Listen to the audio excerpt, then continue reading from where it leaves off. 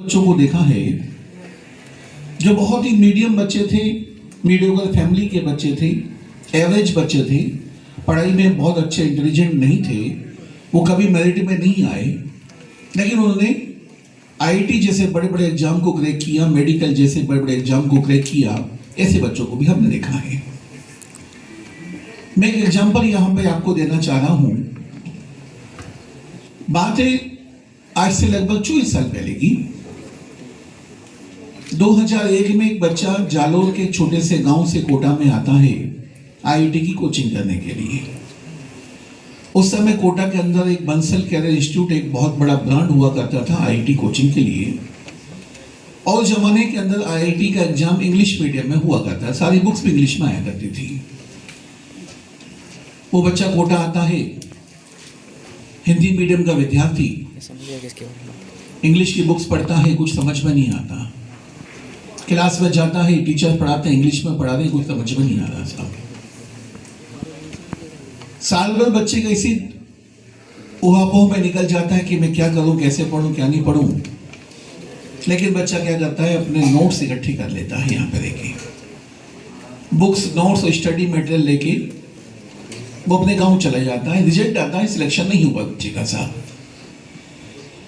जालोर के छोटे से गांव का ढाणी का बच्चा था, बिना सिलेक्शन लिए अपने गांव पहुंच गया। पेरेंट्स में इतनी क्षमता नहीं थी, आर्थिक रूप से इतने सक्षम नहीं थे कि बच्चे को आगे बढ़ा सके। तो बच्चे ने सोचा क्यों नहीं है मैं गांव में रहकर तैयारी करूं, माँ बाप का साथ भी दूंगा खेती बाड़ी के अंदर, और जब टाइम मिलेगा पढ़ूंगा भी सही। ओबीडियंट बच्चा था साहब। और आप जानते हैं जिन बच्चों के सामने कुछ लिमिटेशंस होती हैं, वो बच्चे अपने आप को प्रूव करने की बहुत कोशिश करते हैं।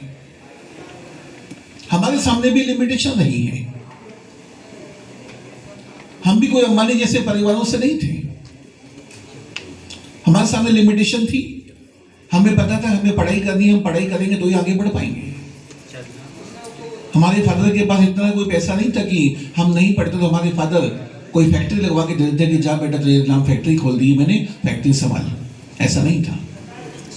हमारे सामने लिमिटेशन थी, हमें पढ़ना है, पढ़ के आगे बढ़ना है। ऐसी लिमिटेशन बच्चे के सामने भी थी।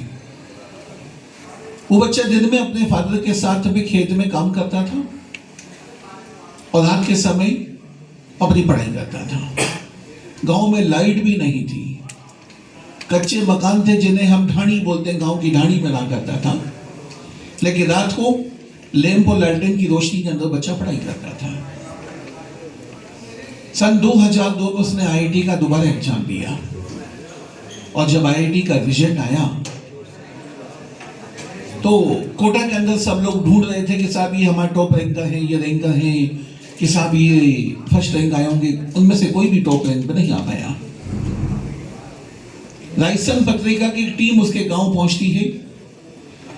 जैसे ही रायसन पत्रिका की जीप, उस टाइम जीप चला करती थी, उसके खेत में जाके रुकती है। वो बच्चा उस टाइम अपने पापा के साथ खेत में हल जोत रहा था, सिर पे एक साफी कपड़ा बांधा हुआ था। पत्रिका से 2-3 लोग उतरते हैं, पूछते हैं कि साहब ये डूंगर राम चौधरी कौन है। बच्चा घबरा जाता है, पता नहीं कौन सीबीआई सीआईडी के लोग आ गए, पता नहीं क्या रीजन है। हाथ जोड़ के खड़ा हो जाता है कि साहब मैं ही हूँ, बताइए कोई गलती हुई। कोई गलती नहीं हुई है, आपने आईआईटी का एग्जाम टॉप किया है, ऑल इंडिया फर्स्ट रैंक। वो बच्चा कभी भी मेरिट में नहीं आया, उस बच्चे ने कभी भी बोर्ड टॉप का एग्जाम टॉप नहीं किया, लेकिन अपनी मेहनत के दम पे वो बच्चा आईआईटी का एग्जाम टॉप कर गया। उस बच्चे ने आईआईटी कानपुर से कंप्यूटर साइंस में बीटेक की डिग्री ली। अभी वो ओरेकल कंपनी में काम कर रहा है। इसके पहले वो कैलिफोर्निया में था। कहने का मतलब है हर एक बच्चे में अपना खुद का इनबॉर्न टैलेंट होता है। आप यहां जो बच्चे बैठे हैं, आप में टैलेंट की कमी नहीं है। अपने आप को किसी से कम नहीं समझना है, कमजोर नहीं समझना है। आप जब भी क्लास में पढ़ने बैठे, पास वाले को देख के डिप्रेशन में मत आना कि ये तो हर क्वेश्चन का आंसर दे रहा है और मैं आंसर नहीं दे पा रहा हूं। ऐसा नहीं है कि साहब आप उससे इंफीरियर हैं, आप उससे कमजोर हैं, ऐसा नहीं है। जब अच्छे टीचर आपको यहाँ पढ़ाएंगे तो आपका टैलेंट भी उभर के सामने आएगा बच्चों। तो अभी मैं यही बात पेरेंट्स से बोल रहा, अपने बच्चों किसी दूसरे बच्चे से कंपेयर ना